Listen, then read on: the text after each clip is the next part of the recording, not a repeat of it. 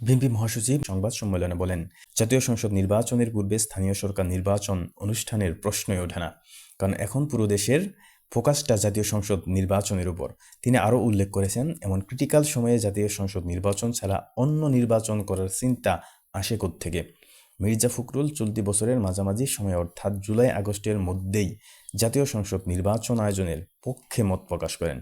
তিনি আরও বলেন, নির্বাচন যত বিলম্ব হচ্ছে ততই রাজনৈতিক ও অর্থনৈতিক সংকট বৃদ্ধি পাচ্ছে।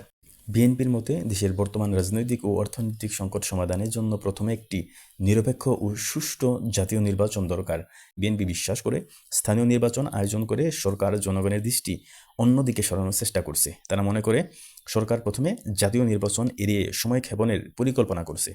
বিএনপির মতে জাতীয় নির্বাচনই দেশের সংকট নিরসনের একমাত্র উপায়। তারা একটি নির্দলীয় ও নিরপেক্ষ সরকারের অধীনে জাতীয় নির্বাচন আয়োজনের জোর দাবি জানাচ্ছে।